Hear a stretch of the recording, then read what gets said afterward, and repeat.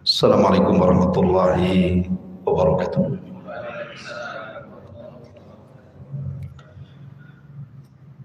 Alhamdulillah wassalatu wassalamu ala Rasulillah wa ala alihi wa sahbihi wa mawalah wa la hawla wa la quwwata illa billahi wa ba'd. Alhamdulillah di malam hari ini kembali kita bisa duduk di Masjid Al-Fajri, dan sebagaimana biasa kita lanjutkan kajian kita masih membahas Qasasul Anbiya, kisah-kisah para nabi. Dan malam ini kita akan mengkaji satu kisah yang menarik tentang kisah Nabi Allah Zakaria alaihi salatu wassalam. Saya tidak hendak mengkisahkan secara urut karena mungkin sebagian kita sering mendengar, tapi kita akan mengambil faedah dari ayat per ayat di dalam surah Al-Imran yang berkaitan dengan kisah ini. Kemudian kita lebarkan dengan ayat-ayat yang lainnya supaya kita bisa memetik bukan hanya pelajaran dari kisahnya, tetapi dari kalimat per kalimat di dalam Al-Quran. Ma'asyiral muslimin yang dimuliakan Allah Subhanahu wa ta'ala, adapun kisah Nabi Allah Zakaria, Allah Subhanahu wa ta'ala sebutkan 8 kali di dalam Al-Quran di 4 surat. Pertama, yang paling panjang adalah surah Al-Imran, kemudian surah Maryam. Ini 2 surat ini paling komplit menceritakan tentang kisah Zakaria. Kemudian ada tambahan dalam surah Al-An'am dan juga surah Al-Anbiya. Tapi kita akan fokus pada surah Al-Imran karena cukup lengkap kisah beliau dalam surah Al-Imran dan juga kita tambah dalam surah Maryam. Ma'asyiral muslimin yang dimuliakan Allah Subhanahu wa ta'ala, Nabi Allah Zakaria sendiri adalah seorang nabi yang diutus kepada Bani Israel. Nasabnya adalah Zakaria ibn Dan ibni Muslim ibni Saduq, dan kalau diurut ke atas itu sampai kepada Sulaiman ibn Daud. Artinya Zakaria ini turunan daripada Nabi Allah Daud alaihi salatu wassalam, dan kalau dirunut lagi ke atas maka dia adalah putra atau turunan Yahuda, putra Yakub alaihi salam, dan Yakub sendiri putra Ishak, dan Ishak adalah putra Ibrahim. Jadi jalurnya sampai kepada Ibrahim alaihi salatu wassalam. Dari sini kita tahu bahwa Nabi Zakaria adalah nabi dari nabi-nabi Bani Israel karena turunan Yakub. Yakub sendiri namanya Israel. Baik, ma'asyiral muslimin yang dimuliakan Allah Subhanahu wa ta'ala, di dalam Al-Quran memang tidak dijelaskan secara detail tentang dakwah beliau kepada Bani Israel. Tetapi Al-Quran lebih memfokuskan kisah Nabi Allah Zakaria ini dikaitkan dengan kisah Maryam dan keluarga Imran. Jadi ini nanti kita akan fokuskan di sini karena mungkin beberapa kita sudah sering mendengar, jadi tidak perlu diulang-ulang kisahnya biar tidak bosan. Di dalam surah Al-Imran kita mulai dari ayat ke-37. A'udzubillahi minasyaitonirrajim, atau 35 sampai 41. A'udzubillahi minasyaitonirrajim. Bismillahirrahmanirrahim. idh qalat imra'atu Imrana Rabbi inni nadhartu laka ma fi batni muharrara fataqabbal minni innaka antas samiul alim. Falamma wada'atha qalat rabbi inni wada'tuha untha wallahu a'lamu bima wada'at wa laysa dzakaru kal untha wa inni sammaituha Maryam wa inni u'idzuha bika wa dzurriyyataha minasyaitonir rajim. Ingatlah ketika istri Imran berkata, ya Tuhanku, sesungguhnya aku bernazar kepadamu, apa yang di dalam janin yang akan kukandungku kelak menjadi hamba yang mengabdi kepadamu, maka terimalah nazar itu. Sungguh engkau maha mendengar lagi maha mengetahui. Maka ketika istri Imran melahirkannya, dia berkata, ya Tuhanku, aku telah melahirkan seorang anak perempuan. Padahal Allah lebih tahu apa yang dia lahirkan. Dan laki-laki tidak sama dengan perempuan. Dan aku memberi nama Maryam. Dan aku mohon perlindungan kepadamu untuknya dan anak cucunya dari gangguan syaitan yang terkutuk. Fataqabbalaha rabbuha biqabulin hasanin wa ambataha nabatan hasanan wa kaffalaha Zakaria. Kullama dakhala 'alaiha Zakaria al-mihrab wajada 'indaha rizqa. Qala ya Maryam, anna laki hadha? Qalat huwa min indillah innallaha yarzuqu may yasha' bighairi hisab. Maka dia Allah menerimanya dengan penerimaan yang baik, membesarkannya dengan pertumbuhan yang baik, dan menyerahkan pemeliharaannya kepada Zakaria. Setiap kali Zakaria masuk menemuinya di dalam mihrab, dia dapati makanan di sisinya. Lalu dia berkata, wahai Maryam, dari mana ini engkau peroleh? Maka Maryam menjawab, itu semua datang dari Allah. Sesungguhnya Allah memberikan rizki kepada siapa yang dia kehendaki tanpa ada perhitungan. Ma'asyiral muslimin yang dimuliakan Allah Subhanahu wa taala. Kisah dalam surah Maryam ini berawal daripada kisah keluarga Imran. Dan Imran sendiri adalah orang saleh yang memimpin Baitul Maqdis ketika itu. Makanya namanya diabadikan dalam Al-Quran, bahkan dijadikan satu nama surat dalam Al-Quran, surah Al-Imran. Ya. Lah ketika itu Imran memang tidak dikaruniai anak, maksudnya anak laki-laki. Akhirnya kemudian istri Imran ini suatu ketika berjalan-jalan, sebutkan dalam kisah Israiliyat itu. Jadi dia melihat ada burung yang sedang memberi makan anak-anaknya. Terpikirlah ketika itu dia ingin punya anak laki-laki. Kemudian dia bernazar, kalau seandainya dia dianugerahi anak laki-laki, dia berjanji anak itu akan sepenuhnya diberikan kepada Baitul Maqdis untuk berkhidmat seumur hidupnya. Itu nazar dia. Lah nazarnya istri Imran ini dikabulkan oleh Allah Subhanahu wa taala.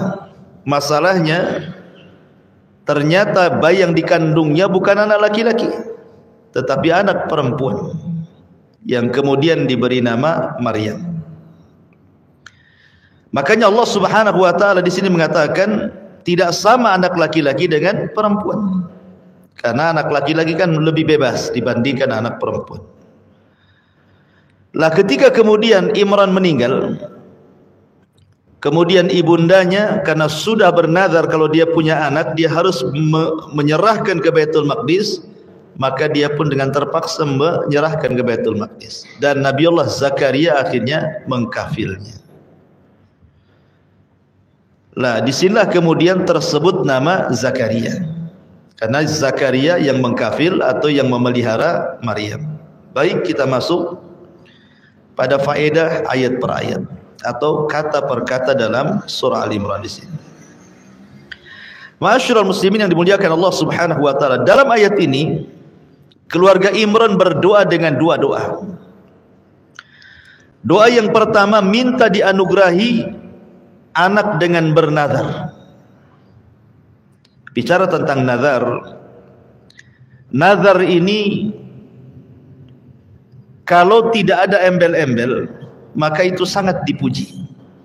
Seperti mamanya Anda mengatakan lillahi alayya nadhrun, untukmu ya Rabb aku bernazar, kalau aku punya uang aku akan berinfak, memberi makan fuqara wal masakin, membangun masjid dan yang semacamnya.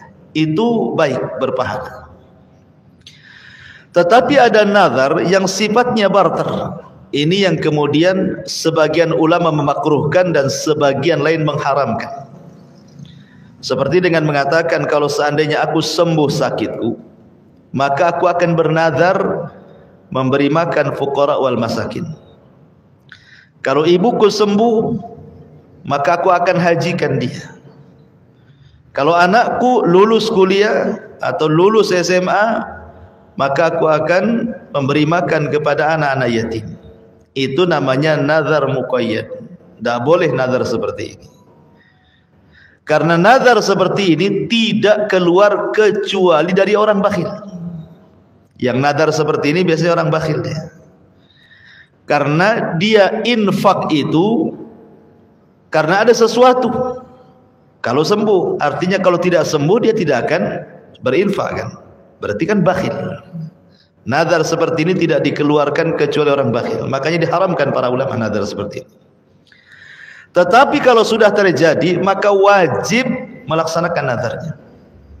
Kalau betul-betul sembuh, harus dia melaksanakan nazarnya, wajib hukumnya. Inilah hukum nazar yang aneh, awalnya haram, akhirnya wajib kalau terlaksana. Ya. Lah keluarga Imran ini tidak ada nazar seperti itu. Dia kan hanya kalau punya anak saya serahkan ke Baitul Maqdis. Akhirnya betul-betul punya anak.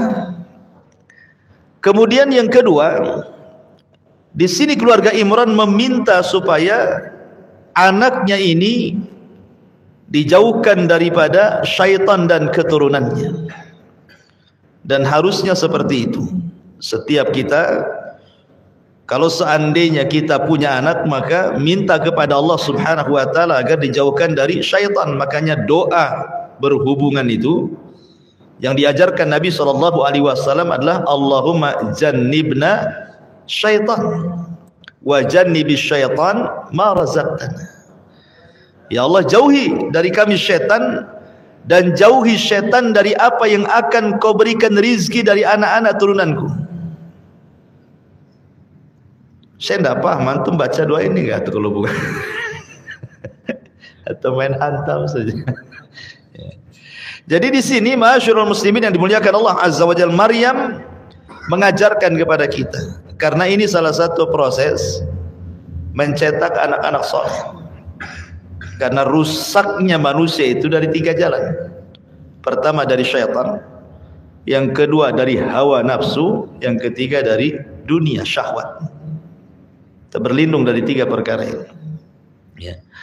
Ma'asyiral muslimin yang dimuliakan Allah Subhanahu wa taala, Allah Subhanahu wa taala mengabulkan doanya keluarga Imran ini.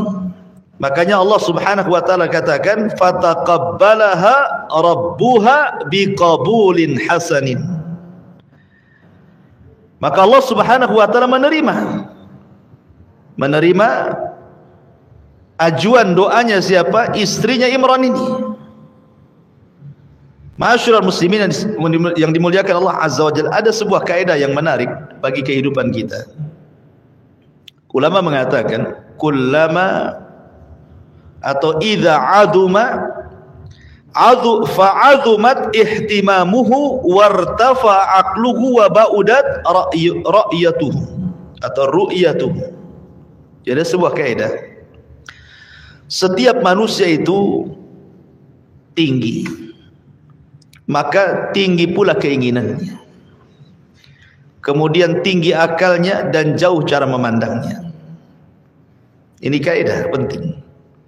setiap orang itu ditinggikan oleh Allah Subhanahu wa taala derajatnya, maka semakin tinggilah keinginannya, tinggi pula akalnya, jauh pula cara memandangnya.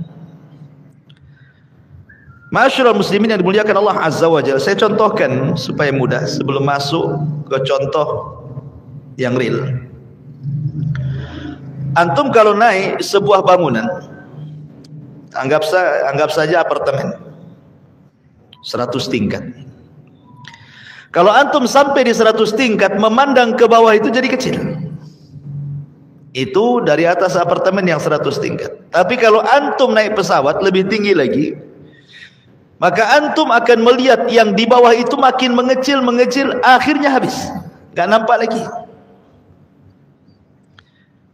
Kalau kita melihat para ulama dulu, orang-orang saleh dulu, kalau mereka masih hidup di zaman sekarang, para tabi'in, para tabi'ut tabi'in, para ulama salaf dulu, mungkin memandang kita ini seolah-olah kita ini bermain-main dengan akhirat, seolah-olah kita ini banyak mengejar dunia dan bermain-main dengan akhirat. Karena kalau kita lihat ulama-ulama dulu, orang-orang soleh dulu, keinginan mereka kepada akhirat itu luar biasa, dan mereka memandang dunia itu kecil. Kalau saya analogikan, lihat semut, ada sekelompok semut, 100 semut namanya kan. Kemudian antum kasih 1 biji gula pasir, otomatis akan rebutan tuh, tarik sana tarik sini. Nabi SAW mengatakan, wallahi mad dunya fil akhirati illa mithlu ma yaj'alu ahadukum isba'ahu fil yammi falyanzur bima yarji. Kata Nabi SAW, demi Allah, permisalan dunia dengan akhirat ini seperti permisalan seseorang yang mencelupkan jari di lautan. Antum datang ke lautan naik sampan, antum celupkan jari ini, kemudian antum angkat, kira-kira yang tersisa air lautan di jari antum itu kan setetes saja.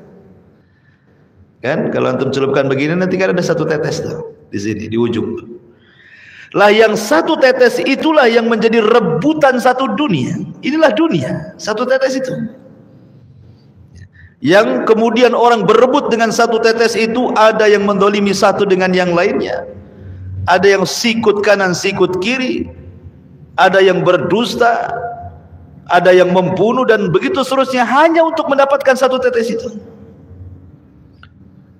Artinya bahwa ngapain Anda mengejar 1 tetes sementara ada lautan yang luas di sana? Kok mengejar 1 tetes pula kan?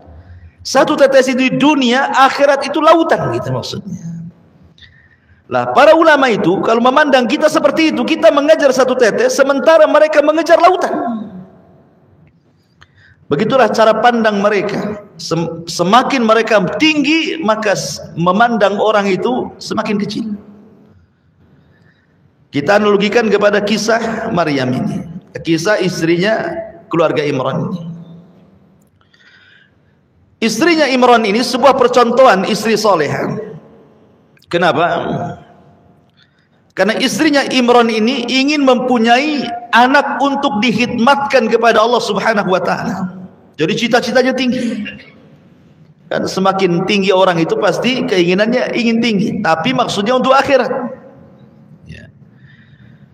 Makanya kemudian dia berdoa, semoga anak nanti kalau lahir itu betul-betul ditumbuhkan dengan anak yang baik. Kemudian minta dijauhkan daripada syaitan, karena memang anak itu diperuntukkan oleh keluarga Imran itu untuk berkhidmat di Baitul Maqdis. Jadi kalau Allah muliakan kita, tentu cita-cita antum kalau punya anak, tirulah seperti keluarga Imran ini, maksudnya seperti itu. Ya, bagaimana keluarga Imran ini bercita-cita anaknya supaya anaknya menjadi anak yang besar yang khusus berkhidmat kepada Allah Subhanahu wa taala. Ma'asyiral muslimin yang dimuliakan Allah Subhanahu wa taala. Lah ketika kemudian betul-betul lahir, rupanya kan keinginan keluarga Imran berbeda, karena yang lahir perempuan. Dari sini menunjukkan bahwa laki-laki ataupun perempuan itu sudah kehendak Allah Subhanahu wa taala. Terkadang ada suami istri itu gontok-gontokan kan, belum punya anak sudah pokoknya saya mau anak laki-laki. Yang satunya enggak, mau anak perempuan. Lah yang menentukan perempuan laki-laki itu siapa? Allah, dan itu yang terbaik. Ya. Makanya kemudian Allah Subhanahu wa taala dengan hikmahnya tentu tidak mengabulkan nazarnya keluarga Imran itu karena sebuah hikmah. Ada hikmah di sana. Kenapa? Karena dengan lahirnya anak perempuan, kelak dari anak perempuan ini namanya Maryam akan lahir seorang nabi yang menutup seluruh nabi-nabi Bani Israel yang disebut dengan Isa bin Maryam. Itu nabi yang terakhir dari nabi-nabi Bani Israel. Ma'asyiral muslimin yang dimuliakan Allah Azza wa Jalla. Kemudian di sini Allah katakan wa kaffalaha Zakaria. Lalu Zakaria pun mengkafil Maryam. Kullama dakhala 'alaiha Zakaria al-mihrab, setiap Zakaria masuk ke dalam mihrabnya Maryam, wajada indaha rizqa. Zakaria selalu mendapatkan makanan di situ. Subhanallah. Lihat bagaimana di sini Allah Subhanahu wa taala memberikan nikmat kepada Maryam ini. Pertama, dia dikafil oleh seorang nabi. Yang kedua, rizkinya ditanggung Allah. Jadi dia tidak menyusahkan orang lain gitu kan, karena makanannya sudah ada. Allah yang kirim. Zakaria ini diutus oleh Allah hanya untuk mengkafil saja, merawat saja. Tidak perlu cari-cari makanan. Makanannya sudah ada gitu. Siapa yang ngasih? Allah Subhanahu wa taala. Dan itu bentuk karamah, bukan mukjizat, karena Maryam bukan nabi. Tidak ada nabi dari kalangan perempuan. Nabi itu semua laki-laki. Ya. Lah di sini ma'asyiral muslimin yang dimuliakan Allah Subhanahu wa taala, Allah mengatakan kullama dakhala 'alaiha Zakaria al-mihrab. Setiap Zakaria masuk mihrab. Mihrab ini bukan kayak gini. Ya. Ini orang Arab menyebutnya at-taq namanya. Kalau mihrab masjid ini. Maksud mihrab di sini artinya tempat ibadah. Jadi di Baitul Maqdis itu ada kamar khusus yang di situ digunakan untuk berkhalwat, beribadah khusus saja. Itulah disebut mihrab. Makanya saya anjurkan kalau antum di rumah itu buatlah satu tempat khusus, mungkin bahasa kitanya mushola rumah. Ya. Digunakan antum untuk beribadah. Jadi jangan digeser-geser, walaupun rumahnya kecil umpamanya, tidak punya ruangan, tidak punya kamar, tidak apa-apa, letakkan sajadah di situ, jangan dipindah-pindah. Ya. Jangan antum sholat ruang tamu, nanti besok di dapur pula kan, sajadahnya terbang kemana-mana gitu ya. Antum harus letakkan di situ. Anggaplah antum mihrab di sini. Dan mihrab itu bahasa Arab. Bahasa kitanya diambil dari harab. Harab itu artinya memerangi. Mihrab itu tempat memerangi, bahasa kitanya. Apa yang diperangi? Yang diperangi syaitan, yang diperangi hawa nafsu, yang diperangi syahwat. Jadi fungsi mihrab dalam rumah itu maksudnya supaya kita ini suatu waktu kita tinggalkan semua dunia, kita tinggalkan hawa nafsu, kita tinggalkan syaitan, betul-betul fokus kepada Allah Subhanahu wa taala. Karena antum kan sholat tidak di masjid, tidak mesti di masjid, kecuali sholat 5 waktu. Tahajud antum bisa di situ. Ya, sholat duha antum bisa di situ. Jadi ada waktu-waktu khusus itu antum tinggalkan dunia, hadapkan kepada Allah Subhanahu wa taala. Lah itu maksud mihrab di sini. Adapun mihrab yang kita kenal setiap masjid ini ada mihrab ini kan dulu sejarahnya pada Khalifah Umayyah. Jadi ketika khalifahnya Al-Walid ibn Abdul Malik, Al-Walid ibn Abdul Malik itu khalifah umumnya. Jadi di Madinah itu yang jadi gubernur adalah Umar bin Abdul Aziz. Umar bin Abdul Aziz belum jadi khalifah, masih jadi gubernur di Madinah. Nah, ada yang mengatakan Umar bin Abdul Aziz inilah yang pertama kali membuat mihrab, maksudnya top masjid kayak gini, maju ke depan kan. Ada yang mengatakan seperti itu, membuat mihrab di Masjid Nabawi. Ya. Faedahnya tentunya ya untuk meletakkan imam, kemudian juga meluruskan shaf, kemudian biasanya untuk menandai kiblat. Ya kan, kalau kotak saja masjid, orang masuk ke masjid bingung kiblatnya mana kan itu. Tapi kalau nampak mihrab, disitulah kiblatnya. Nah, itu mungkin faedahnya ke sana gitu ya. Ya, tetapi yang dimaksud mihrab di sini bukan mihrab ini. Maksudnya mihrab Maryam ini maksudnya ruangan khusus di Baitul Maqdis, di mana Maryam itu tidak pernah keluar dari situ. Ruku, sujud, berdoa kepada Allah Azza wa Jalla, dan rizkinya sudah ada, Allah yang kasih. Ya. Jadi Zakaria ini apabila masuk mihrabnya Maryam, dia kaget. Kok sudah ada makanan di situ? Ada yang mengatakan, ahli tafsir mengatakan makanan yang dimaksud dalam ayat ini artinya rizki di sini artinya buah-buahan. Dan anehnya lagi Zakaria ini kalau melihat buah-buahan itu, buah-buahan yang tidak ada di musim panas ada pula, buah-buahan yang tidak ada di musim dingin ada pula dia.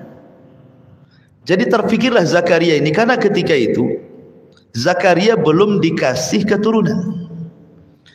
Kok makanan di musim dingin ada di musim panas, makanan di musim panas ada di musim dingin? Kan kita kayak kita lah analoginya. Kalau buah-buahan, kok tidak musim salak banyak salak gitu ya, tidak musim durian kok banyak durian gitu ya. Jadi kan Zakaria ini berpikir, kalau seandainya Allah Subhanahu wa taala bisa menghantarkan buah-buahan kepada Maryam yang harusnya di musimnya dia ada, tetapi tidak musimnya pun ada. Sehingga Zakaria berpikir, saya ini belum punya anak, tidak mustahil saya pun bisa diberikan karunia anak dari Allah Subhanahu wa taala. Karena Allah bisa mengadakan buah-buahan yang di musim panas ada di musim dingin, harusnya ada di musim dingin, ada pula di musim panas. Jadi berpikir Zakaria, kalau ini saja mungkin terjadi, masa saya berdoa kepada Allah Azza wa Jalla dan saya lakukan apa yang seperti yang dilakukan Maryam ini, mudah-mudahan Allah juga mengabulkan keinginan saya. Itulah maksud Zakaria ketika melihat buah-buahan itu. Makanya kemudian dia berkata, ya Maryam, anna laki hadha. Maryam, dari mana buah-buahan itu? Qalat huwa min indillah. Itu datang dari Allah Subhanahu wa taala. Sejak itulah Zakaria meniru Maryam. Dia pun buat mihrab. Ya. Dia buat mihrab dengan persis dengan mihrabnya Maryam, dan dia fokuskan dalam mihrab itu beribadah saja. Dan berdoa kepada Allah Subhanahu wa taala. Subhanallah, apa kata Allah? Hunalika da'a Zakaria rabbah. Di sanalah Zakaria berdoa, maksudnya di mihrab itulah Zakaria berdoa kepada Rabbnya. Apa doanya? Qala rabbi habli min ladunka dzurriyyatan thayyibatan innaka sami'ud du'a. Zakaria mengatakan, ya Allah, ya Tuhanku, berilah aku keturunan yang baik dari sisimu, sesungguhnya engkau maha mendengar doa. Ketika dia berdoa seperti itu, langsung diijabah. Apa lanjut ayatnya? Fanadathul malaika wa huwa qa'imun yusalli fil mihrab anna Allah yubashshiruka bi Yahya musaddiqan bi kalimatin minallahi wa sayyidan wa hasuran wa nabiyyan minas salihin. Kemudian para malaikat memanggilnya ketika dia berdiri melaksanakan salat di mihrabnya. Allah menyampaikan kabar gembira kepadamu, wahai Zakaria, dengan kelahiran Yahya yang membenarkan sebuah kalimat firman dari Allah sebagai panutan, sebagai berkemampuan menahan diri dari hawa nafsu, dan seorang nabi di antara orang-orang saleh. Ma'asyiral muslimin yang dimuliakan Allah Azza wa Jalla, dari sini ada kaidah dalam berdoa itu. Sesuatu yang kita anggap mustahil itu mungkin bagi Allah. Jangan pernah kita anggap sesuatu yang mustahil pula bagi Allah. Tidak. Sesuatu yang mustahil bagi kita mungkin bagi Allah. Ini kan Zakaria ini pertama sudah tua 100 tahun. Kemudian istrinya pun sudah tua, mandul lagi, mustahil punya anak. Itu dari pandangan manusia. Tapi sesuatu yang kita pandang mustahil bisa menjadi mungkin bagi Allah Subhanahu wa taala. Buktinya di sini. Ketika Zakaria berdoa minta anak, langsung Allah kirim para malaikat habar gembirakan kepada Zakaria akan kelahiran Yahya. Di sini para ulama berselisih pendapat siapa malaikat di sini. Al-Imam Ibnu Jarir At-Tabari mengatakan bahwa dimaksud malaikat di sini artinya Allah mengutus Jibril memberitahu Zakaria. Tetapi pendapat yang kuat wallahu alam bahwa malaikat di sini artinya Allah mengutus rombongan, bukan satu malaikat, tapi rombongan para malaikat menghabar gembirakan kepada Zakaria yang ketika itu Nabi Zakaria sedang yusalli fil mihrab. Kalimat yusalli itu artinya salat. Salat dimiliki dua makna. Yang dimaksud yang pertama mungkin maksudnya berdoa dalam mihrabnya, atau solat yang kedua yang maksudnya solat, cuman kan bentuk solatnya dengan kita tentu berbeda ya. Tetap mereka juga ada syariat solat, tetapi apakah sama dengan kita? Tentu akan berbeda, karena setiap para nabi itu punya syariat sendiri-sendiri, cara solat sendiri-sendiri gitu ya. Tapi yang jelas bahwa malaikat ini rombongan memberi kabar kepada Zakaria. Apa kabarnya? Innallaha yubashiruka bi Yahya, sesungguhnya Allah kabar gembirakan kepadamu dengan Yahya. Lihat, ketika Allah Subhanahu wa taala bicara tentang Maryam, Allah Subhanahu wa taala katakan wa inni sammaituha Maryam, dan aku memberi nama anak perempuan itu Maryam. Artinya yang memberi nama Maryam itu adalah ibundanya. Tapi kalau Yahya, bahasa Quran yubashiruka bi Yahya, Allah yang memberi nama Yahya. Jadi Allah sendiri yang kasih nama Yahya. Kalau Maryam kan ibunya. Kalau Yahya ini Allah sendiri yang memberi nama Yahya, dan ketika itu tidak ada orang namanya Yahya. Inilah Yahya satu-satunya nama Yahya di zaman itu. Di kolong langit tidak ada nama Yahya. Inilah anak Zakaria pertama kali ada orang namanya Yahya. Sekarang banyaklah Pak Yahya. Mana rumah Pak Yahya? Sana. Pak Yahya yang mana? Kan? Yang Nagoya itu yang jodoh kan itu. Kalau sekarang banyak. Kalau dulu cuma satu. Ya, Allah lah yang kasih nama. Jadi Yahya itu Allah sendiri yang kasih nama. Dari sini menunjukkan apa? Kemuliaan Allah hendak memuliakan Nabi Zakaria. Faedahnya adalah kenapa kemudian Allah sampai mengutus banyak malaikat rombongan untuk memberi kabar gembira kepada Yahya? Pertama, menghilangkan keputusasaan Nabi Zakaria, karena sudah lama menikah, tidak punya anak ya. Kalau satu malaikat saja nggak yakin, tapi kalau rombongan para malaikat kan yakin bahwa ini memang dikabulkan oleh Allah Subhanahu wa taala. Ini satu. Kemudian yang kedua, Allah hendak memuliakan Zakaria dan juga istrinya. Bahwa dua manusia ini dianggap mulia di hadapan Allah Subhanahu wa taala. Makanya betul-betul kemudian Allah Subhanahu wa taala ijabah doa Nabi Zakaria dan istrinya. Ma'asyiral muslimin yang dimuliakan Allah Subhanahu wa taala. Terkadang begini ikhwan, sedikit saya kasih faedah. Ada orang yang kemudian putus asa. Suami istri sudah menikah 40 tahun, 50 tahun, tidak kunjung dikasih anak. Padahal kita tahu bahwa faedah punya anak itu banyak sekali. Ya kan, faedahnya kan banyak sekali. Selain daripada nanti kalau anak ini besar, ada hubung kait dengan orang tuanya, silaturahim, kemudian mendoakan orang tuanya, birrul walidain kepada orang tuanya, kemudian juga kalau orang tuanya sudah tua dia bisa merawatnya, mendoakannya, bahkan ketika mati pun anak bisa mendoakan orang tuanya. Kan banyak tuh faedah-faedah kalau orang punya anak tuh ya. Makanya kemudian banyak orang yang putus asa ketika Allah tidak karuniakan anak. Sudah ke dokter sana, ke dokter sini, sinse sana, sinse sini, minum obat ini, obat itu, tak kunjung pula dia punya anak. Bahkan sudah poligami pun tak punya anak juga ya. Sebenarnya ikhwatu fiddin muliakan Allah Azza wa Jalla, Allah mengatakan dalam Al-Quran surah Asy-Syura ya, lillahi mulkus samawati wal ardh yakhluqu ma yasha yahabu liman yasha inathan wa yahabu liman yasha dhukuran. Bagi Allah lah kepunyaan langit dan bumi. Dia menciptakan sesuai dengan kehendaknya. Terkadang Allah memberikan kepada manusia anak perempuan. Terkadang Allah Subhanahu wa taala memberikan kepada manusia anak laki-laki. Tetapi Allah mengatakan wa yaj'alu may yasha' aqiman. Di ujung ayat Allah mengatakan terkadang Allah dengan kehendaknya menjadikan orang itu mandul. Innahu alimun qadir. Tentu Allah Maha mengetahui.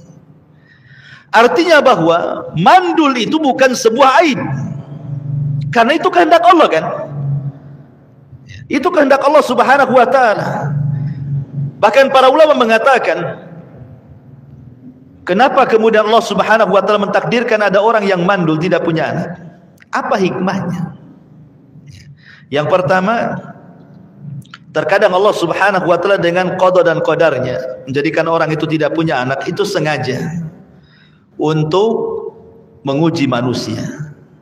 Jadi Allah Subhanahu wa taala menguji manusia.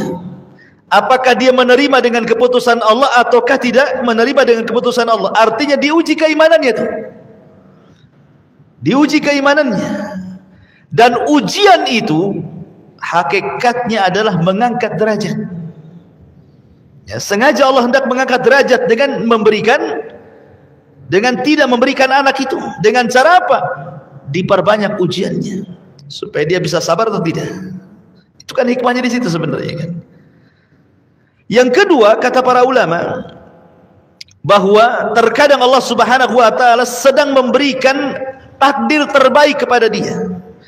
Boleh jadi kalau seandainya Allah takdirkan dia punya anak, bisa saja anaknya jahat, anaknya durhaka, anaknya kurang ajar kepada orang tua. Daripada punya anak seperti itu, lebih baik tidak dikasih. Karena betapa banyak orang-orang tua yang punya anak kemudian durhaka. Apa kata mereka? Nah, kalau tahu kau akan begini, ku cekik kau sejak bayi itu. Kan itu ya. Aku injaklah kepala biar mati kan itu. Ada tuh orang tua kayak diuji seperti itu. Ya.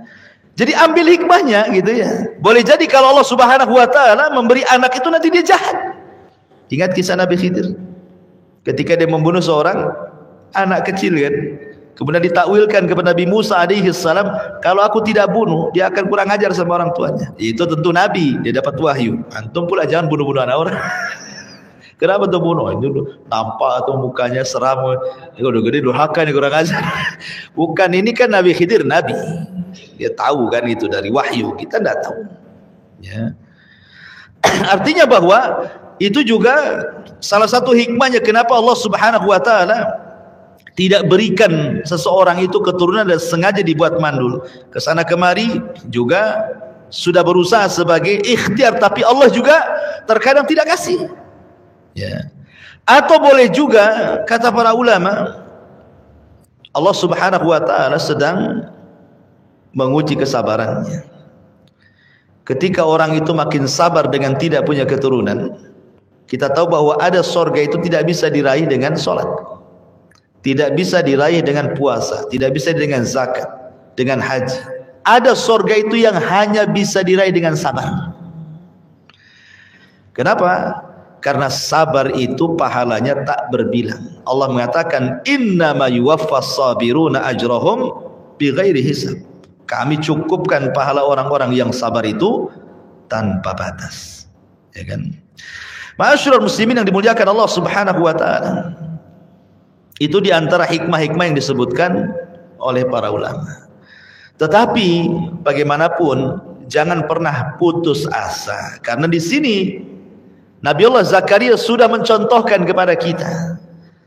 Usia dia sudah 100 tahun, istrinya 90 tahun, mandul lagi, tetapi tidak ada yang mustahil bagi Allah Subhanahu wa taala. Buktinya Allah kabulkan. Dan Al-Qur'an ini kaedahnya adalah bukan karena sebab turunnya ayat, tapi karena umumnya lafaz. Ya, itu kaidah Quran tuh. Al-ibratu bi umumil lafzi la bi khususis sabab. Ibrah dalam Al-Quran itu karena keumuman lafaz Quran, bukan karena sebab turun. Memang sebabnya di cerita Zakaria, tapi ayat-ayat ini pelajaran bagi kita. Ya. Artinya bukan Zakaria saja, kita pun bisa gitu maksudnya. Lah kalau Zakaria bisa, jangan kita katakan itu kan nabi wajar. Enggak. Sebab turun ayat ini memang cerita Zakaria, tapi ayat-ayat Al-Quran itu sebuah pelajaran bagi umat Islam bahwa kita bisa meniru Zakaria. Karena juga banyak kok kenyataan sudah 40 tahun saya itu punya ustadz di pesantren itu 40 tahun menikah tidak punya anak, sekali punya anak beranak terus. Masya Allah, udah 40 tahun dia sabar, sekali beranak tahunnya depannya beranak lagi. Ya itu memang karunia dari Allah. Allah hendak menguji kesabaran dia. Ya. Ma'asyiral muslimin yang dimuliakan Allah Subhanahu wa taala, di sini Nabi Zakaria akhirnya betul-betul diberikan karuniai oleh Allah Subhanahu wa taala putra namanya Yahya. Dan subhanallah, Yahya ini Allah Subhanahu wa taala berikan 4 sifat. 4 sifat yang luar biasa. Mintalah kepada Allah agar kita diberikan oleh Allah anak yang memiliki sifat-sifat yang baik seperti Yahya alaihi salam. Apa sifat yang pertama? Di sini Allah mengatakan yubasyiruka bi Yahya musaddiqan bi kalimatin minallah. Ini yang pertama. Musaddiqan, membenarkan. Bi kalimatin minallah, dengan kalimat dari Allah. Maksud kalimat dari Allah apa? Maksudnya Isa. Kalimat dari Allah itu artinya kun fayakun, itu artinya. Jadi Yahya ini kelak akan membenarkan kenabian Isa. Dialah yang pertama kali membenarkan kenabian Isa. Karena Isa ini kelak akan diutus dan didustakan Bani Israel. Yang pertama kali membenarkan adalah Yahya. Nabi Yahya pertama kali membenarkan Isa bin Maryam. Ketika manusia mendustakan Isa, maka dia orang yang pertama kali membenarkan. Artinya di sini Yahya lebih duluan lahir daripada Isa. Yahya dulu baru Isa. Ya, karena di sini dia membenarkan dengan kalimat Allah, maksudnya Isa bin Maryam. Kenapa di sini kalimat minallah, kalimat dari Allah Subhanahu wa taala, artinya kun fayakun. Lah bukankah kita juga diciptakan oleh Allah Azza wa Jalla dengan kun fayakun? Iya, bedanya kita dengan Isa. Kalau kita diciptakan oleh dengan kun fayakun dengan sebab. Kalau Isa diciptakan dengan kun fayakun tanpa sebab. Itu bedanya di sini. Ya. Sebab kita diciptakan dengan kun fayakun karena ada sebab, ada ibu, ada bapak. Itu sebab kita lahir. Kemudian Allah Subhanahu wa taala katakan kun fayakun. Tapi kalau Isa tidak ada sebab, karena dia tidak ada bapaknya. Ya. Seorang wanita tidak mungkin mengandung kalau dia tidak disentuh laki-laki, mustahil. Bagaimana caranya dia mengandung? Ya. Tapi kalau umpamanya suami istri, kemudian dinyatakan dia mandul, bisa saja dia berobat ke sana, berobat ke sini, berobat ke sana, akhirnya tidak mandul lagi, punya anak. Tapi kalau seorang gadis tidak pernah disentuh laki-laki, datang ke dokter, dok, tolong saya pengen punya bayi. Dokter mana yang bisa mengabulkan? Kecuali dikawini sama dokter. Kan gitu ya. Artinya bahwa kalau suami istri kan ada sebabnya, gadisnya.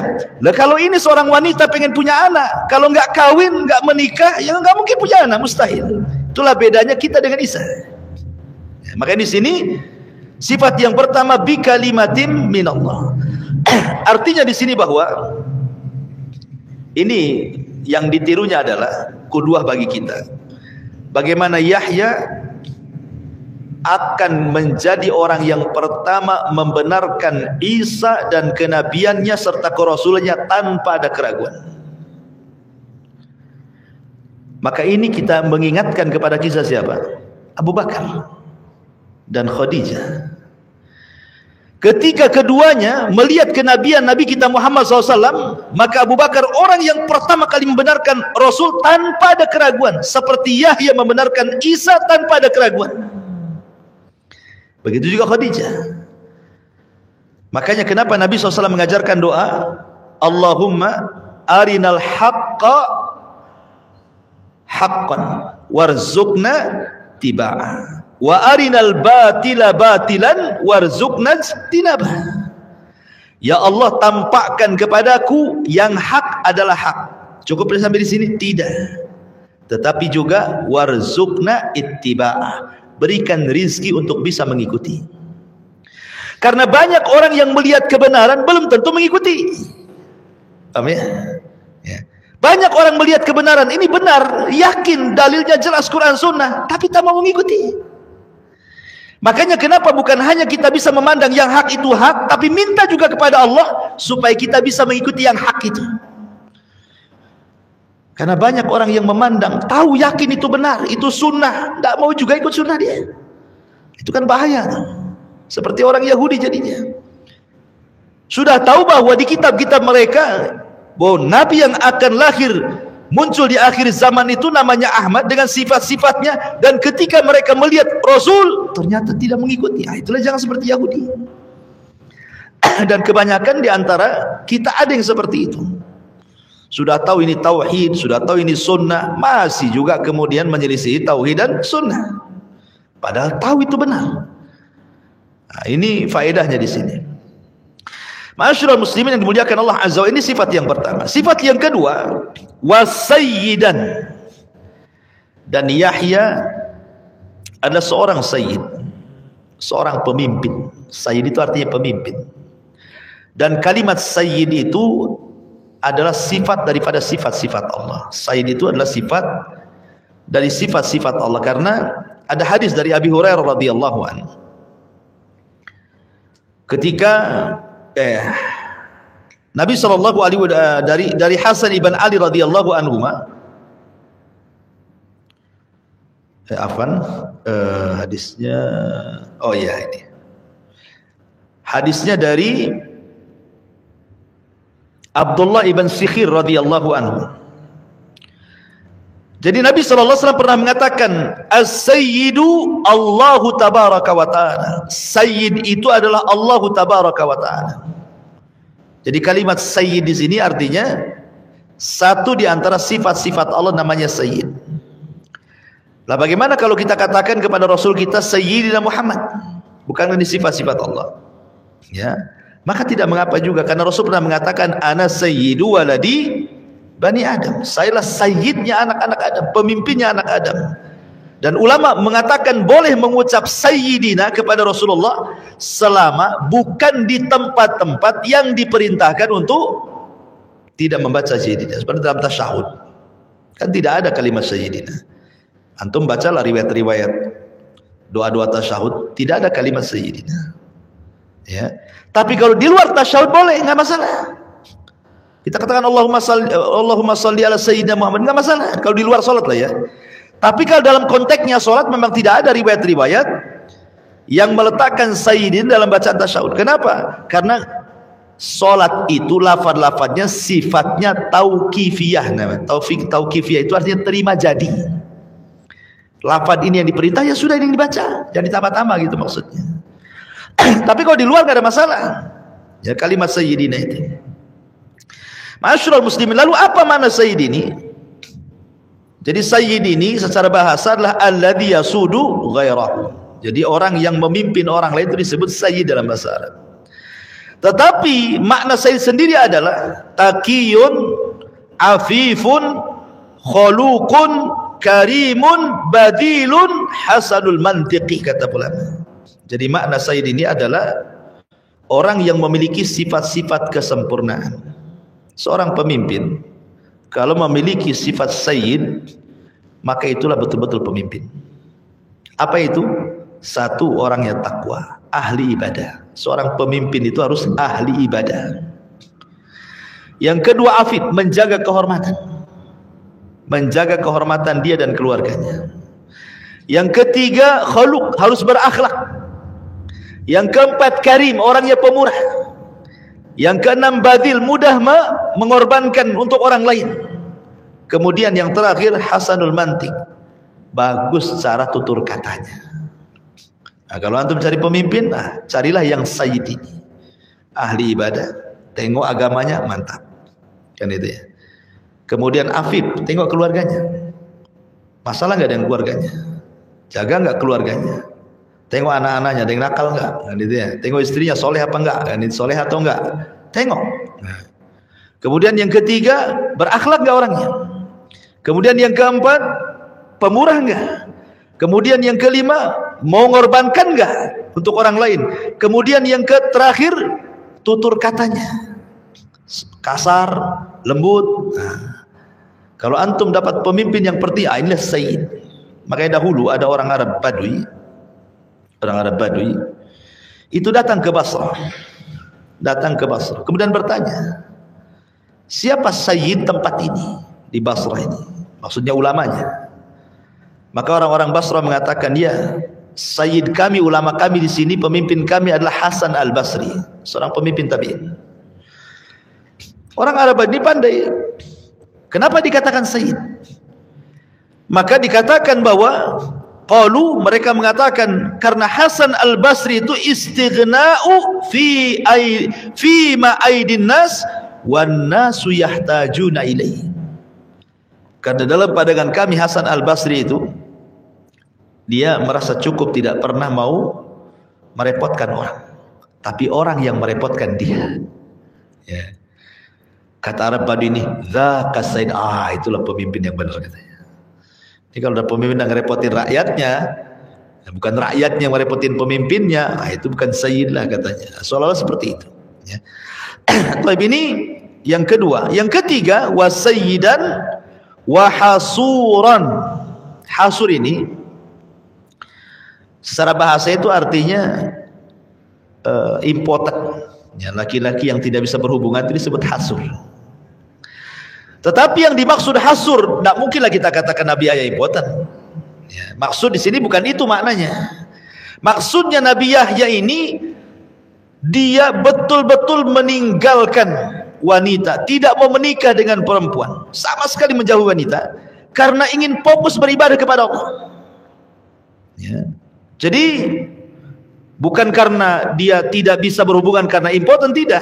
Memang karena kesibukan ibadah dia tidak mau menikah. Bahkan ada yang mengatakan tidak pernah melihat perempuan sama sekali. Tunduk saja kalau ada perempuan. Kalau antum kan begini. Ada perempuan lewat pelototi, nunduk. Enggak mau dia perempuan. Itu mana hasur itu? Menjaga diri. Dan sebenarnya bukan hanya Nabi Yahya saja, para ulama di dalam Islam juga banyak yang tidak menikah. Ya, contoh saja seperti Al-Imam At-Tabari, pengarang tafsir, tidak menikah, dia sampai meninggal. Kemudian Imam Nawawi yang ngarang kitab Arba'in Nawawi, Riyadhus Shalihin, tidak menikah sampai meninggal. Ibnu Taimiyah, Syekhul Islam Ibn Taimiyah rahimahullah tidak menikah. Ya, alasannya apa? Ada sebagian mereka, kenapa mereka tidak menikah para ulama-ulama ini, seperti Al-Khalidi, ada seorang alim namanya Khalidi. Ya. Baru saja dia menikah, belum digauli sudah diceraikan. Kenapa? Ketika dia menikah dia sudah terfikir, wah ini saya tidak bisa lagi baca buku nih, nanti disibukkan dengan istri saya. Habis akad dicerai, gak jadi, gak mau lagi gitu ya. Karena dia ingin fokus membaca kitab-kitab para ulama. Ya. Ada juga alasan mereka seperti Imam Zamakhsyari. Zamakhsyari seorang ahli bahasa. Ma'ruf Imam Zamakhsyari itu ahli bahasa. Kalau kita belajar nahwu sharaf itu banyak pendapat-pendapat Zamakhsyari itu. Dia tidak mau menikah karena alasannya apa? Dia mengatakan melahirkan kitab lebih baik daripada melahirkan anak katanya. Jadi melahirkan karya-karya itu lebih baik dibandingkan saya melahirkan anak. Makanya dia nggak menikah. Imam Zamakhsyari itu. Ada juga yang alasannya seperti Imam Ibnu An-Nafis, ya, dan juga Syekh Tahir Al-Jazairi, seorang ulama juga gitu ya. Mereka khawatir kalau seandainya menikah itu akan meremehkan hak istrinya karena dia sibuk dengan agamanya. Jadi dia tidak memberikan hak yang jelas gitu ya. Karena kalau sibuk akhirat terus, takut terbengkalai istrinya. Nah, lebih enggak menikah. Artinya para ulama dulu itu memang mereka tidak menikah itu karena waktu mereka dihabiskan untuk belajar, untuk membaca, untuk jihad, untuk thalabul ilmi. Lah kayak antum ini kalau nggak nikah ngapain? Sibuk baca tidak kan gitu. Belajar seminggu sekali. Nikah lah, ngapain pula tak nikah? Maksudnya kalau antum kayak para ulama gitu ya, memang luar biasa mereka kan waktu-waktunya mutolaah gitu ya. Ya wajar mereka terlupakan menikah. Bukan berarti kemudian mereka ingin meniru para pendeta, tidak. Karena dalam Islam juga ada hadis yang ada istilah la ruhbaniyata fil Islam. Tidak ada ruhbaniyah dalam Islam. Berarti tidak ada sistem kependetaan dalam Islam yang tidak menikah, enggak ada dalam Islam. Cuman bukan berarti kemudian bertentangan dengan apa yang dilakukan para ulama, tidak. Karena kayak Ibnu Taimiyah itu kan luar biasa itu. Dihabiskan tuh jihad untuk berkarya, mengajar, bolak-balik masuk penjara kan. Enggak sempat kepikiran menikah sampai meninggal. Dan karyanya siapa yang bisa menandingi karya beliau sampai hari enggak ada. Ya, jadi wajar mereka memang fokus kepada agama sehingga terlupakan nikah. Itu Nabi Yahya itu seperti itu. Maka disebut hasur namanya. Ini juga di antara yang ketiga sifatnya. Kemudian yang terakhir wa nabiyyan minas salihin. Dan dia seorang nabi dan termasuk dari hamba-hamba Allah yang saleh. Saleh itu artinya lawan daripada fasad, rusak. Jadi ada saleh, ada rusak. Saleh itu artinya baik. Jadi baik itu lawannya rusak. Ya. Berarti kalau orang rusak tidak soleh dia. Kalau dia soleh jangan buat kerusakan. Ya. Tetapi maksud soleh itu kalau ada istilah soleh, maksudnya soleh itu orang yang bisa melaksanakan hak Allah dalam satu waktu, dan di waktu yang lain dia juga melaksanakan hak hamba-hambanya. Jadi dia tidak melupakan hablum minallah, dia juga tidak melupakan hablum minannas. Maka orang yang seperti ini disebut soleh. Karena banyak orang yang hablum minallahnya bagus, sholat bagus, ibadahnya luar biasa, tapi akhlak tak ada. Sama orang kasar, sama orang zalimi orang gitu ya. Sholat iya, riba jalan gitu kan. Sholat iya, gibah jalan, itu bukan soleh. Itu soleh ke atas, tak soleh ke bawah. Ya, jadi soleh itu artinya menggabungkan hablum minallah, arti hubungan dia dengan Allah. Sholatnya oke, baca Qurannya iya, dikirnya tapi ke tetangga juga bagus, sama istri bagus, sama anak-anak bagus, dan begitu seterusnya. Itu namanya soleh, menggabungkan dua hak. Makanya kenapa Rasul mengatakan kalau anda punya anak gadis, datang anak muda melamar, satu baik agama, dua baik akhlaknya, nikahkan cepat. Kalau tidak rusak. Kan itu ya. Jadi agama dengan akhlak tidak bisa dipisah. Karena banyak suami yang masya Allah gitu penampilannya luar biasa, jubahnya, janggutnya, majelis taklimnya, tapi zalim sama istrinya. Banyak seperti itu. Ya itu nggak soleh tuh. Itu toleh namanya. Taib. Ini faedah dari ayat tadi. Kita lanjut. Kemudian Allah mengatakan, Qala Rabbi anna yakunu li ghulam wa qad balaghani al-kibar wa imra'ati akir. Qala kadzalika Allahu yaf'alu ma yasha. Zakaria berkata, ya Tuhanku, bagaimana aku bisa mendapatkan anak sedangkan aku sudah sangat tua dan istriku pun mandul. Maka Allah berfirman, demikianlah Allah berbuat apa yang dia kehendaki. Kalimat Nabi Zakaria ini bukan ragu-ragu akan kudrat Allah, tidak. Allah itu maha kuasa, maha mampu. Bukan di situ Zakaria itu. Ini kan kesannya dia meragukan kemampuan Allah. Bukan, maksud ayat ini bukan begitu. Maksud ayat ini Zakaria ini, dia tidak ragu-ragu dengan kekuasaan Allah. Dia sanggup berbuat sekehendaknya, menjadikan sesuatu yang mustahil menjadi mungkin. Zakaria tidak ragu. Cuma Zakaria ini ingin bertanya caranya. Caranya seperti apa gitu maksudnya. Kan ini Zakaria sudah dikabulkan nih, mau dihabar gembirakan akan kelahiran Yahya. Dia tanya caranya gimana? Soalnya saya sudah tua, istri saya mandul. Ini caranya gimana kan itu? Dia tanya sama Allah. Sama ketika Nabi Ibrahim mengatakan dalam ayat yang lain, idz qala Ibrahimu rabbi arini kaifa tuhyil mauta. Ya Rabb, kata Ibrahim, tampakkan kepadaku bagaimana engkau menghidupkan orang mati. Ibrahim bukan ragu-ragu Allah tidak sanggup menghidupkan orang mati, bukan. Ibrahim minta cara engkau menghidupkan orang mati kayak apa gitu kan. Makanya Allah mengatakan, ambil 4 burung, potong-potong katanya kan, letakkan di gunung-gunung, kau panggil nanti dia datang. Seperti itulah aku hidupkan orang mati. Gitu ya. Jadi Zakaria itu bukan meragukan, tidak, cuman dia ingin tahu caranya macam mana. Gitu ya. Masalahnya saya sudah tua, istrinya saya pun mandul, kok bisa gitu ya. Makanya Allah mengatakan, kadzalikallahu yaf'alu ma yasha. Begitulah Allah Subhanahu wa taala yaf'al, melakukan ma yasha, apa yang dikehendakinya. Perhatikan di sini ya. Ketika Allah Subhanahu wa taala bicara tentang kelahiran Isa, bahasa Quran berbeda dengan kelahiran Yahya. Ketika Allah Subhanahu wa taala membahasakan soal Isa kan yakhluqu ma yasha. Tetapi ketika kelahiran Yahya yaf'alu ma yasha. Itu beda bahasanya. Saya ulangi, ketika Allah Subhanahu wa taala bicara tentang kelahiran Isa di perut Maryam, Allah katakan yakhluqu ma yasha. Dia menciptakan sesuai kehendaknya. Tapi di sini ketika Allah berikan kepada Nabi Zakaria Yahya, bahasanya yaf'alu ma yasha. Allah itu berbuat sekehendaknya. Apa bedanya? Ya tadi saya katakan, karena kelahiran Yahya berbeda dengan kelahiran Isa. Yahya ini jelas bapak ibunya, ya kan? Makanya yaf'al, Allah berbuat sekehendaknya. Tetapi kalau Isa itu ada ibu tak ada bapak, makanya Allah ciptakan. Ya, itulah rahasianya. Kenapa kemudian lafadznya berbeda gitu ya? Padahal sama-sama lahir anak gitu. Tapi itulah bahasa Quran seperti itu. Kemudian Allah Subhanahu wa taala menjelaskan, qala rabbi ij'al li ayah. Ya Allah, jadikanlah tanda-tanda kepadaku kalau memang istriku itu ngandung. Maka Allah katakan, qala ayatuka alla tukalliman nas salasata ayyam illa ramza.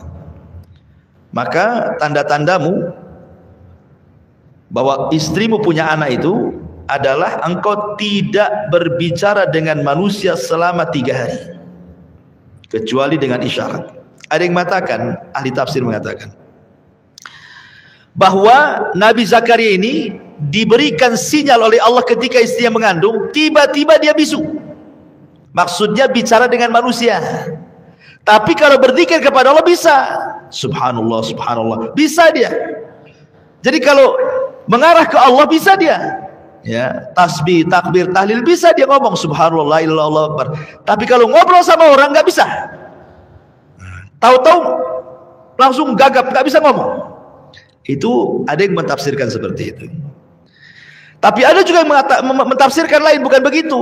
Jadi saking bahagianya Nabi Zakaria itu, saking bahagianya bahwa istrinya mengandung, jadi dia sudah lupa manusia. Dia bersyukur kepada Allah dengan memperbanyak zikir, subhanallah. Ditanya pun dia nggak peduli. Bukan saking senangnya. Jadi saking senangnya orang tanya nggak peduli. Lisannya terus berzikir saja sampai 3 hari. Ada juga mentafsirkan seperti itu. Ya, tapi kalau zahir ayat, soalnya Zakaria memang dibisukan selama 3 hari. Berarti kalau sudah begitu, wah, itu istri mengandung tuh katanya. Makanya di sini Allah mengatakan wadhkur rabbaka katsira wasabbih bil asyi wal ibkar. Makanya Zakaria ketika mendapatkan kabar itu, apa kata Allah? Wadhkur rabbaka. Perbanyaklah mengingat Rabbmu katsira dengan banyak, wasabbih dan bertasbihlah bil asyi wal ibkar di pagi dan petang hari. Dari sini bahwa siapapun yang mendapatkan nikmat itu, maka gunakan nikmat itu dengan cara bersyukur. Syukurnya apa? Ibadah kepada Allah. Zakaria punya, langsung dikabarkan gembira nih istrinya punya anak, langsung dia banyak ibadah, banyak zikir, banyak tasbih, banyak ini. Itu bentuk syukurnya. Makanya kenapa Allah Subhanahu wa taala mengatakan idza jaa nasrullahi wal fath wa ra'aitan nas yadkhuluna fi dinillahi afwaja fasabbih bihamdi rabbika wastaghfir innahu kana tawwaba. Apabila datang kemenangan, kemudian Fathu Mekah, dan kau lihat banyak orang masuk Islam, kata Allah kan, maka apa kata Allah kepada Nabi? Wahai Muhammad, bertasbihlah dengan memuji Rabbmu dan mintalah ampun kepadanya, karena dia zat yang maha penerima ampun. Seolah-olah gini, sekarang kemenangan sudah datang, Badar menang gitu ya, sampai kepada perang Hunain, sampai ke Khaybar menang. Kau lihat orang banyak masuk Islam, apalagi nikmat yang sebanyak ini untuk wahai Muhammad. Maka kewajiban bersyukur apa? Perbanyak tasbih. Ya. Sama dengan kalimat li'ila fi Quraisyin ila fihim rihlatash syita'i was-sayf falyabudu rabb hadzal bait alladzi at'amahum min ju'i wa amanahum min khauf. Orang-orang Quraisy, engkau sudah diberikan keamanan, kau boleh safar ke sana kemari. Bilang saja orang Quraisy enggak berani orang itu, karena takut kena ababil nanti datang, ya kan? Kemudian mereka pun diberikan rizki, jualannya laku terus. Maka Allah hanya minta bersyukur dengan cara apa? Falyabudu rabb hadzal bait, sembah Rabb pemilik Ka'bah ini. Ya, karena ketika datangnya Rasulullah mereka kufur. Nah, maka kewajiban kita ikhwan, bahwa apabila kita mendapatkan nikmat dari Allah, maka lakukan 3 rukun syukur. Rukun syukur itu ada 3. Yang pertama, hamdun bil lisan, memuji dengan lisan. Ya, alhamdulillah, memperbanyak zikir dan begitu seterusnya, ya. Kemudian yang kedua, hamdun bil jawari, memuji Allah dengan badan kita.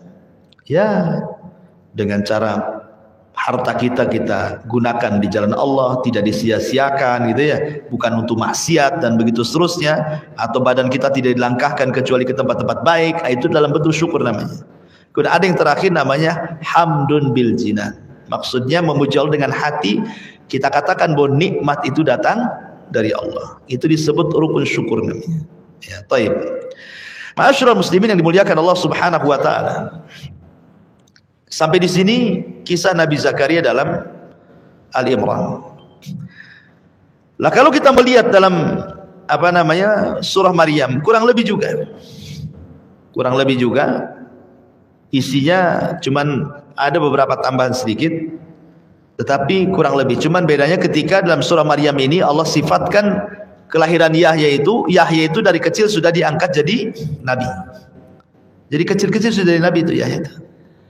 Bahkan ketika anak-anak sebayanya ngajak main, apa kata Yahya? Ma khuliqtu lil-la'ib. Aku diciptakan untuk main-main katanya. Pergi kalian, jangan ajak aku main katanya. Dan Nabi Yahya ini suka menyendiri di hutan, tafakur sejak kecil seperti itu. Ya, jadi betul-betul memang Nabi Yahya itu luar biasa. Bahkan disebutkan juga wa hanana min ladunna wa zakatan wa kana taqiyya, dan kami anugerahkan rasa kasih sayang kepada sesama. Kemudian di ayat selanjutnya wa barram biwalidayhi, dan dia anak yang berbakti. Kenapa di sini anak berbakti disebutkan? Karena Yahya ini dia lahir orang tuanya sudah tua. Ya kan? Orang tuanya sudah tua. Makanya dia berbakti kepada orang tuanya, dan dalam Islam pun seperti itu.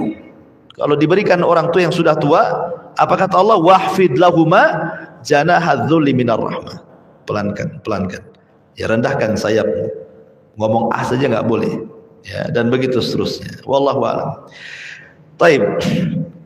Lah, akhir daripada kisah Nabi Zakaria ini, memang wafatnya sudah saya singgung dulu, sangat tragis gitu ya, karena Nabi Zakaria ini betul-betul dibunuh oleh orang-orang Yahudi mujrim. Ketika ada yang mengatakan setelah kematian putranya Yahya yang dipenggal kepalanya, kemudian jadikan mahar wanita pelacur, akhirnya mereka pun merembet untuk membunuh Zakaria. Dengan cara apa? Dituduh berzina dengan Maryam, lahirlah Isa. Jadi yang menghamili Maryam itu adalah Zakaria, dituduh seperti itu. Sebenarnya mereka mencari-cari alasan bagaimana untuk membunuh Zakaria. Akhirnya Zakaria pun lari ke hutan.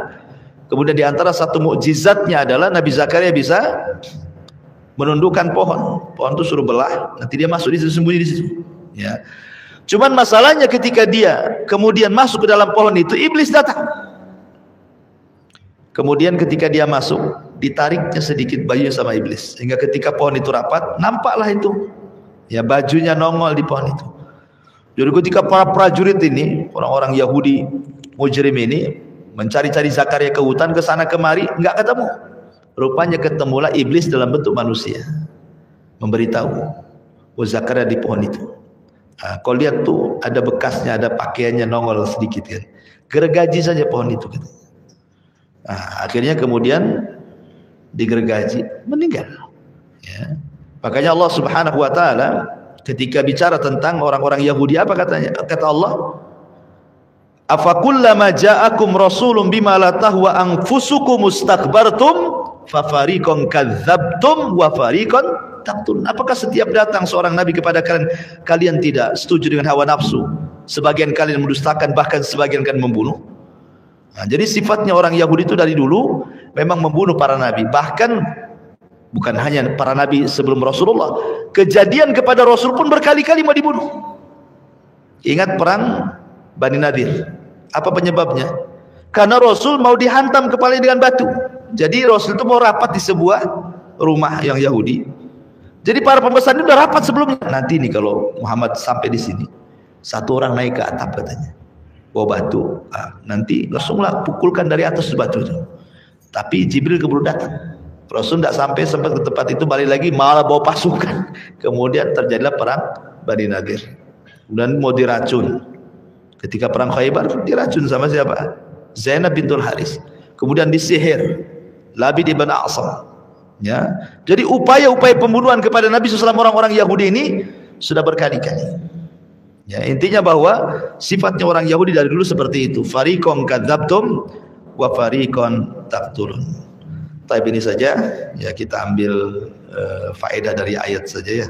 Sebab kalau kita kisahkan secara runut memang sering didengar, bosan juga. Tapi mungkin yang bisa sampaikan. Subhanallah bihamdika asyhadu an la ilaha illa anta astaghfiruka wa atubu ilaik. Allah ta'ala. Assalamualaikum warahmatullahi wabarakatuh.